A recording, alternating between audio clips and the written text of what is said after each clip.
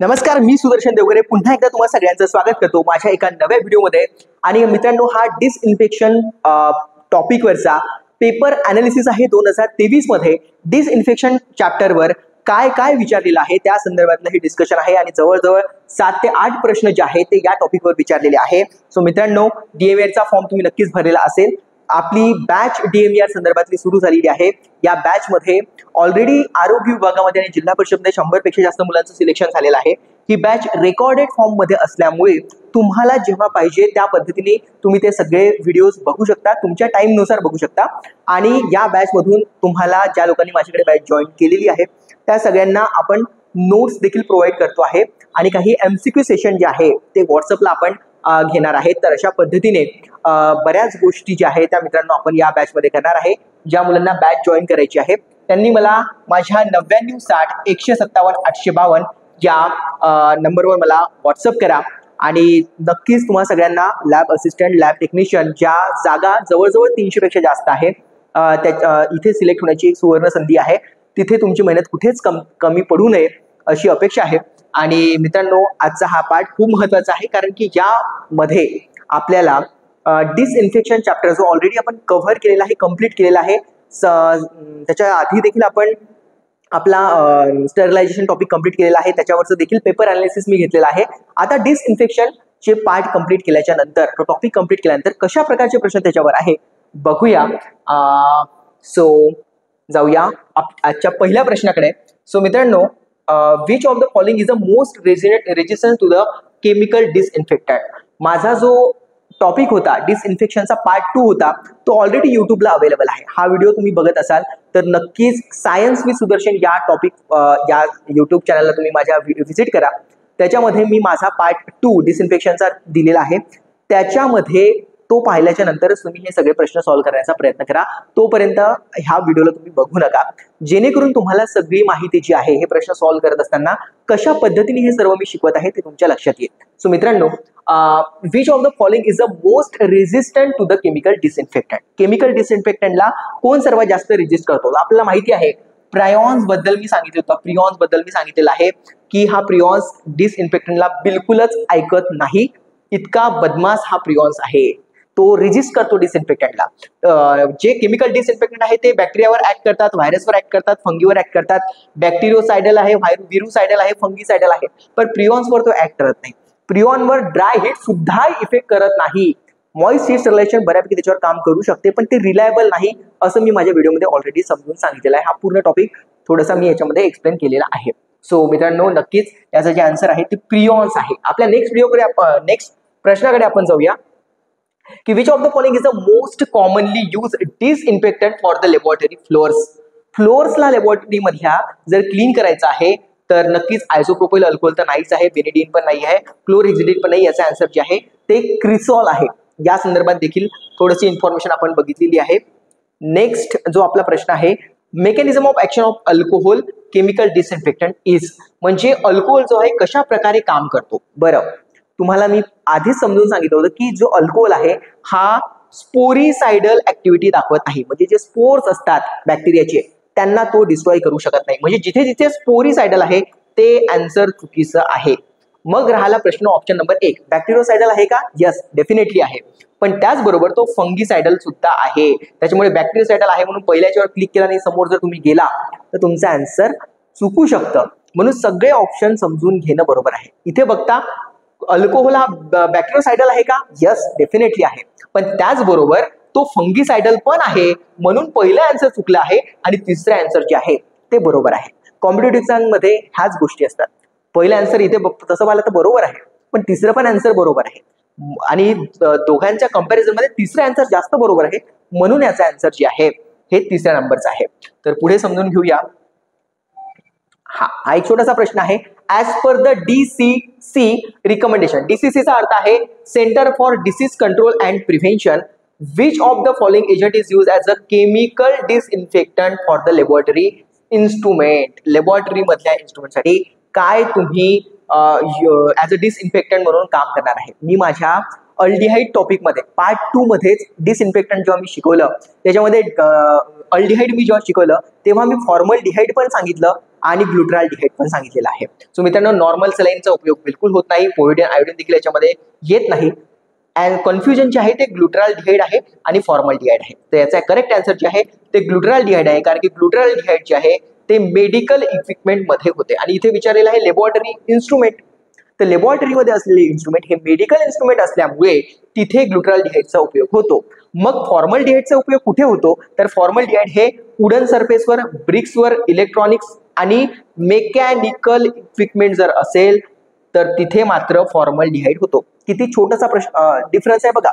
जर medical equipment असेल तर ग्लुटराल्डिहाइड, पण जर मेकॅनिकल इन्स्ट्रुमेंट असेल, मेकॅनिकल सायकल हे एक मेकॅनिकल इन्स्ट्रुमेंट आहे, ठीक आहे, आणि मेडिकल मध्ये जे काही एंडोस्कोप वगैरे आहे हे सगळे इथे ग्लुटराल्डिहाइडनी त्याला डिसइन्फेक्ट केलं जातं. तर हे मी जस्ट एक्झाम्पल सांगितलं. मेकॅनिकल इन्स्ट्रुमेंट जे सायकल आपल्याला फोर्स लावा लागतो ते झाले मेकॅनिकल. अशा प्रकारची इन्स्ट्रुमेंट जे आहे ते मेकॅनिकल इन्स्ट्रुमेंट आहे. सो फॉर्मल्डिहाइड हे मेकॅनिकल इन्स्ट्रुमेंटवर वापरलं जातं, इलेक्ट्रॉनिक इन्स्ट्रुमेंटवर वापरलं जातं, पण मेडिकल रिलेटेड जर असेल तर ग्लुटराल्डिहाइडचा वापर होतो. नेक्स्ट प्रश्नाकडे जाऊया. हे फक्त एकाच टॉपिकवर आलेले इतके सगळे प्रश्न आहेत. डिसइन्फेक्शन हा एका टॉपिक मधून जवळजवळ 7 ते 8 प्रश्न आहे. समजून घेऊया आणखी काय प्रश्न आहे. सो हा, the infected non sharp waste should be disinfected by which of the following method before the disposal. तर सोडियम हायपोक्लोराइड, NaOCl, सोडियम हायपोक्लोराइडचा हा फॉर्म्युला आहे. याच 5 ते 10% मध्ये हे दिलं जातं. ऍक्च्युअली आपल्याला याचं 1 to 2% बनवावं लागतं, पण सोडियम हायपोक्लोराइड जे आहे ते नॉन शार्प वेस्ट जे आहे त्या सगळ्याला डिसइन्फेक्ट करतं.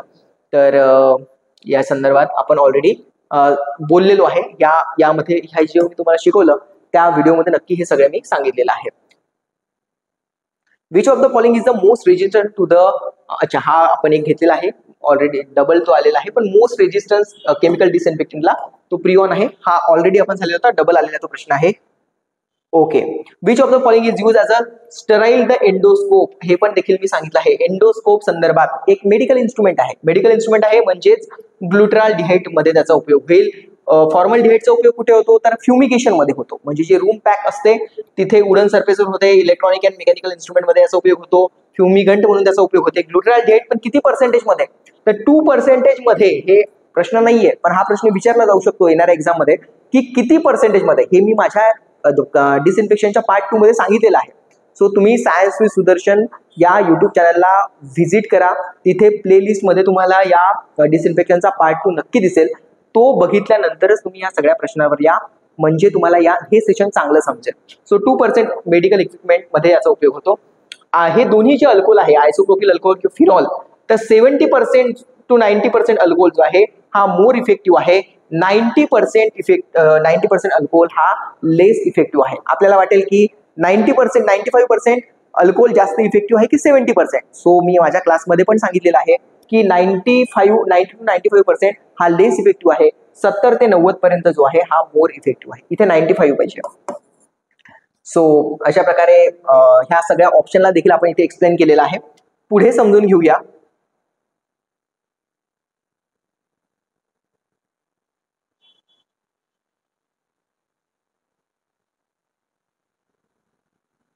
Yes. The ambient temperature consider for the conducting a test in the laboratory. तर एक पर्टिक्युलर जर आपल्याला टेस्ट लावायची असेल लॅबोरेटरीमध्ये तर किती टेम्परेचर असलं पाहिजे. मित्रांनो, हे जो प्रश्न आहे इथे डिग्री सेल्सिअस मध्ये देण्यात आलेला आहे. डिग्री सेल्सिअस मध्ये 21 ते 27 डिग्री सेल्सिअस एखादी टेस्ट आपल्याला लावायची असेल तर लॅबोरेटरीमध्ये नॉर्मल टेम्परेचर किती असलं पाहिजे, तर 21 ते 27 डिग्री सेल्सिअस पर्यंत आपल्याला टेम्परेचर असलं पाहिजे. पण जेव्हा मी माझ्या नोट्समध्ये शिकवलं तेव्हा मी ते टेम्परेचर तुम्हाला फॅरेडे मध्ये सांगितलेलं आहे. ते मी तुम्हाला 68 फॅरेडेच्या अभाव, कारण की 2 पद्धतीने ते मोजलं जातं, एक डिग्री सेल्सिअस मध्ये आणि एक फॅरेडे मध्ये. आता प्रश्न डिग्री सेल्सिअस मध्ये आला, पुढे फॅरेडेज मध्ये येणार नाही याची काय गॅरंटी. म्हणून मी तुम्हाला एक फॉर्म्युला सांगत आहे ज्याच्यामुळे तुम्ही काय करू शकता, फॅरेडेजचं सेल्सिअस आणि सेल्सिअसचं फॅरेडे मध्ये करू शकता. सो आपल्याला सांगितलेलं आहे. सो एक तर डिग्री सेल्सिअस मध्ये किंवा मग फॅरेडे मध्ये, दोन्ही ठिकाणी तुम्हाला माहिती असले पाहिजे. डिग्री सेल्सिअसचं फॅरेडे मध्ये करत असताना हा फॉर्म्युला तुम्ही लक्षात ठेवा, ज्याच्याकडून ते कन्व्हर्शन कसं होतं हे तुम्हाला समजून जाईल. सो मित्रांनो, हा प्रश्न देखील मी माझ्या नोट्समध्ये 68 फॅरेडे म्हणून घेतलेला आहे. तिथे त्या नोट्समध्ये ज्या लोकांनी बॅच जॉईन केला आहे त्यांना ह्या नोट्स मिळतील. तिथे त्यांनी ते 21 ते 27 डिग्री सेल्सिअस जे आहे ते थोडंसं नोट करून घ्या, म्हणजे थोडंसं तुम्हाला बरं जाईल. पुढे जाऊया. Yes, which of the following disinfectant agent use in the laboratory as a sporicidal, आणि मी तुम्हाला याआधी देखील सांगितलं होतं फक्त हायड्रोजन पेरॉक्साईड यापैकी आयसोप्रोपाइल अल्कोहोल पण नाही, फिनॉल पण नाही आणि बेटाडाईन पण नाही, फक्त हायड्रोजन पेरॉक्साईड जो आहे हाच स्पोरीसाइडल ऍक्टिव्हिटी दाखवतो. याच्यामध्ये कसं आहे 5 ते 20% बॅक्टेरियोसाइडल, व्हिरुसाइडल, फंगीसाइडल आहे, पण हाय कॉन्सन्ट्रेशन मध्ये जर हाच हायड्रोजन पेरॉक्साईडला आपण यूज केलं तर तो स्पोरीसाइडल ऍक्टिव्हिटी दाखवतो. हे माझ्या नोट्स मध्ये मी मेन्शन केलं आहे, शिकवताना मी समजून सांगितलेलं आहे. त्याच्यामुळे हायड्रोजन पेरॉक्साईड जो आहे हा 5 ते 20% मध्ये स्पोरीसाइडल ऍक्टिव्हिटी दाखवतो का? बिलकुल नाही. पण जर हायर कॉन्सन्ट्रेशन मध्ये आपण त्याला यूज केलं तर तो स्पोरीसाइडल ऍक्टिव्हिटी दाखवू शकतो. बाकी जे डिसइन्फेक्टंट आहे त्यांना स्पोरीसाइडल ऍक्टिव्हिटी नाही. सो अशा प्रकारे मित्रांनो हे जे आपण सगळे प्रश्न बघितले आहे 6 ते 7 प्रश्न जे आहे आपण बघितले आहे जे टोटली डिपेंड आहे या डिसइन्फेक्शन चॅप्टरवर. अजूनही काही प्रश्न आपण याच्यामध्ये घेणार आहोत.